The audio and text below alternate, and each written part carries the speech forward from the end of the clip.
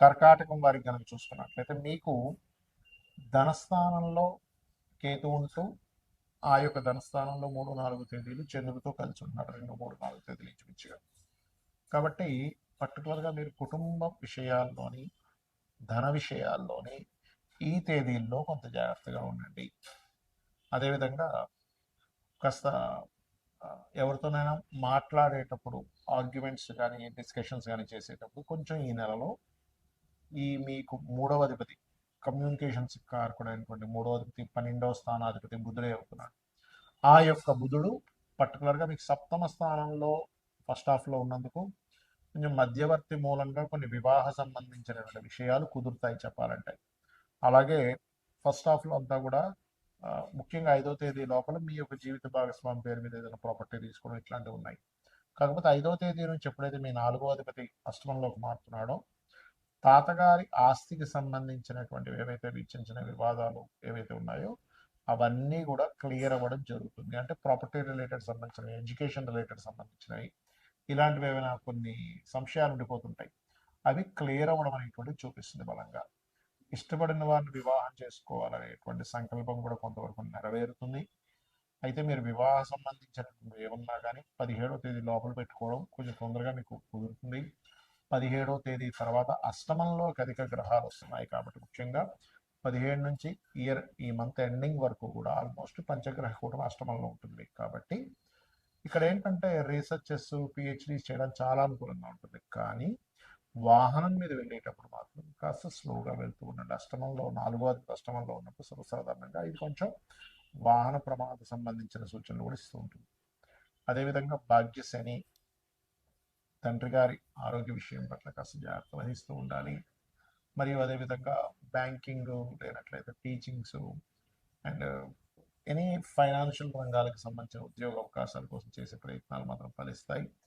అలాగే మీరు ఎక్కువగా స్కందుని ఎక్కువగా ఆరాధిస్తూ ఉండండి.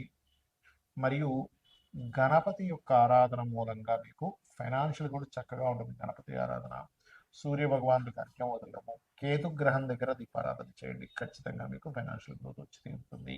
చాలా మంది గోచార ఫలితాలతో పాటు జన్మజాతకం చూపించుకుంటే అసలు ఎటువంటి విషయాలు తెలుస్తాయని నన్ను చాలా మంది అడుగుతున్నారు. దానికి నేను మీకు ఒక క్లారిటీ ఇస్తాను. మొట్టమొదటిగా మనకి జన్మజాతకం అనేటువంటిది ఎలా ఏర్పడుతుంది? మనము పూర్వజన్మలో చేసిన కర్మలు, ఈ జన్మలో చేస్తున్నటువంటి కొన్ని నిర్ణయాల మూలంగా కూడా మనకి గ్రహాల యొక్క అనుకూలత, ప్రతికూలత అనేటువంటిది లభిస్తుంది. గుర్తుపెట్టి అయితే 90% ఆఫ్ పూర్వజన్మలో, ఒక 10-15% మనకి ఈ జన్మలో చేసేటువంటి ధర్మబద్ధంగా ఉండడం ఇట్లా జరుగుతుంది. అయితే ఇక్కడ ఏ గ్రహం బలంగా ఉంది, ఏ గ్రహం బలహీనంగా ఉంది, ఏ భావం బలంగా ఉంది, ఏ భావం బలహీనంగా ఉంది, ఏ భావం ఏ విషయాన్ని చెప్తుందని చెప్పేది జ్యోతిశాస్త్రం. అంటే దీనివల్ల మనకేమిటి అంటే చూడండి, మన బాడీలో, మన శరీరంలో ఫలానా వైటమిన్స్ తగ్గాయి అని తెలుసుకున్నాక ఏం చేస్తాం? వైటమిన్స్కి వస్తామని సమ్ టాబ్లెట్స్ తీసుకోవడం, పిల్స్ తీసుకోవడము, లేకపోతే ఫలానా ఫుడ్ తీసుకోవడము, ఫలానా ఫుడ్ ఆపడము చేస్తూ ఉంటాం కదా. ఎందుకు? శరీరం బాగుండడానికి. అలాగే మన జన్మజాతకంలో ఉండేటువంటి యోగాలను పరిశీలన చేసి ఏ భావం బలంగా ఉంది, బలహీనంగా ఉంది. ఉదాహరణకి వాళ్ళు శారీరకంగా బలహీనంగా ఉన్నారు అంటే లగ్నభావం బలహీనంగా ఉందని అర్థం. అప్పుడేంటి? ఆ లగ్నభావాన్ని స్ట్రాంగ్ చేయడానికి లగ్నాధిపతి ఎక్కడున్నాడని తెలుసుకొని దానికి సంబంధించిన దానాలు ఇవ్వడము, దానికి సంబంధించిన ఫుడ్ తీసుకోవడం చేస్తూ ఉంటాం. అలాగే ధనం ఎంత మనం ప్రయత్నం చేస్తున్నా ఇవాళ రేపు సొసైటీలో ఇబ్బంది పడుతుంది ఏదైనా ఉంటే ధనం కోసమే ముఖ్యంగా. దాని తర్వాత రోగ శత్రువుల కోసం ఇబ్బంది పడుతూ ఉంటారు. అయితే ఇక్కడ ఈ ధనాధిపతి ఎక్కడ ఉన్నాడు అనేది ముఖ్యంగా తెలుసుకోగలగాలి. ధనాధిపతి కనుక బాగున్నట్లయితే చాలా మంది చూడండి పెద్దగా ఏం చదువుకోలేదండి, కానీ ఏంటో ఆటోమేటిక్గా డబ్బులు వచ్చేస్తున్నాయి ఆయనకి, ఆ వ్యాపారం పెట్టాడు, ఈ వ్యాపారం పెట్టాడు అనుకుంటారు. అంటే చదువుతో సంబంధం లేకుండా ధనం వస్తూ ఉంటుంది కొంతమంది. మరి కొంతమందికి అసలు ఆయన పెద్ద పని చేసే అవసరం ఉండదు. ముత్తాతలు రకరకాల ప్రాపర్టీస్ కొని ఉంటారు, వాటి రెంట్స్ వస్తూ ఉంటాయి. ఏమిట్రా ఇది అనిపిస్తుంది. అదంతా పూర్వజన్మ కర్మలు. అయితే ప్రతి మనిషి కూడా వాళ్ళ రెండవ అధిపతి ఎలా ఉన్నాడో చూసుకోవాలి.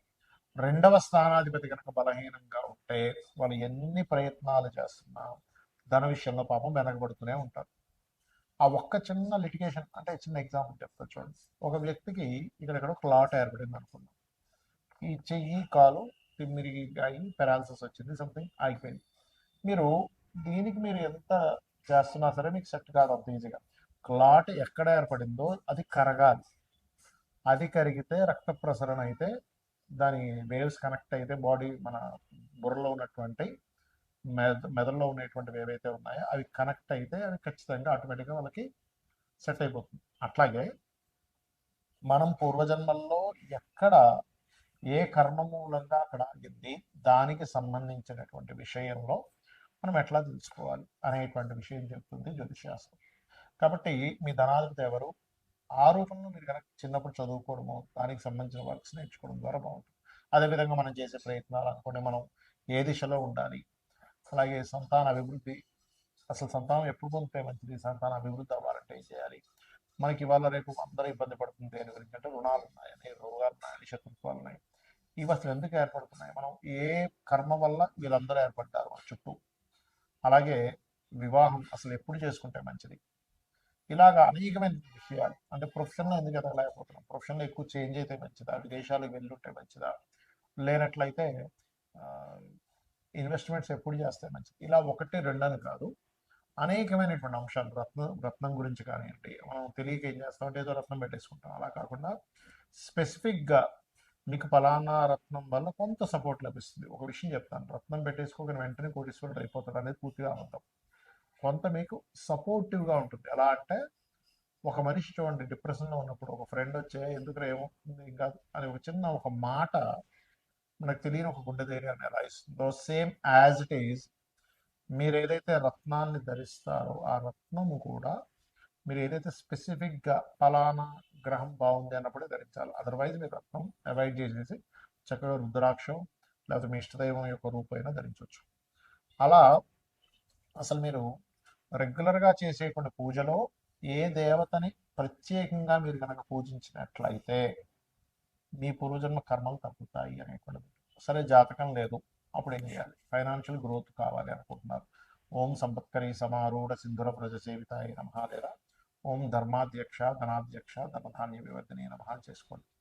అలాగే అది అప్పులు ఉన్నాయి, ఓం అపర్ణాయ నమః చేసుకోండి. లేదండి నాకు ఉద్యోగ సంబంధించిన విషయంలో ఇబ్బంది ఉంది, ఓం మాణిక్య మకుటాకార జానుద్వయ విరాజితాయ నమః. అలా కాదు, ఎంత సంపాదిస్తున్నా లేకపోతే ఏం చేస్తున్నా నాకు హ్యాపీనెస్ లేదు, లేదా బిజినెస్ ఇంప్రూవ్మెంట్స్ అవ్వట్లేదు అనుకునేటువంటి వారు ఓం ఇంద్రగోప పరిక్షిప్త స్మరతోనా భజంగికాయే నమః అని మాత్రం చేసుకోండి. ఇలా ఒకటి రెండని కాదు, మీరు ఏదైతే అనుకుంటారో ఆ సంకల్పం మనసులో, అంటే మీరు పలానా ఉద్యోగం రావట్లేదని, ఓకే వివాహమే అనుకోండి, ఓం కామేశబద్ధ మాంగళ్య సూత్ర శోభిత కందరాయ. అంటే ఇక్కడ ఏంటంటే చాలా మంది చేస్తున్న మిస్టేక్ ఏంటంటే ఆ సమయం వచ్చిందో లేదో జన్మజాతకంలో చూసుకోకుండా అది రావట్లేదు అది అవ్వట్లేదు అని బాధపడుతూ ఉన్నారు. అంటే ఎలా అంటే ఉదాహరణకి ఒక విత్తనం వేసి ఒక భూమిలో ఒక విత్తనం వేసాం, చెట్టు వస్తుంది, మొక్క మొలుస్తుంది వస్తుంది. మొలుస్తున్నప్పటి నుంచే మనం చూస్తూ ఏమిటి కదా ఇంకా పళ్ళు రావట్లేదు పుష్పాలు రావట్లేదు అంటే అట్లా అదొక ఏజ్ వచ్చిన తర్వాత ఇన్ని సంవత్సరాలకి అది పుష్పాలు ఇస్తుంది లేకపోతే ఫలాలు ఇస్తుంది అనే ఒక నాలెడ్జ్ ఉందనుకోండి, అప్పుడు హ్యాపీగా ఆ ఇన్ని సంవత్సరాల తర్వాత వస్తుంది అని ఒక ఫిక్స్ అయి ఉంటుంది. కాబట్టి ప్రతి జాతకానికి కూడా ఎప్పుడు వివాహం అవ్వాలి, ఎప్పుడు చేసుకుంటే మంచిది, ఎప్పుడు ఇన్వెస్ట్మెంట్స్ చేయాలి, ఏ రంగాల్లోకి వెళ్తే మంచిది, ఎందుకు ధన సంబంధించిన ఇబ్బందులు వస్తున్నాయని ఒక క్లారిటీగా ఒక జ్యోతిలాగా వెలుగుని చూపించేది, ఒక దారిని చూపించేది జ్యోతిశాస్త్రం. కాబట్టి మీరు తెలుసుకొని అమ్మవారి అనుగ్రహంతో మీరు చక్కటి ఆయురారోగ్యాన్ని పొందుతారని మనస్ఫూర్తి కోరుకుంటూ శ్రీమాత్రే నమః.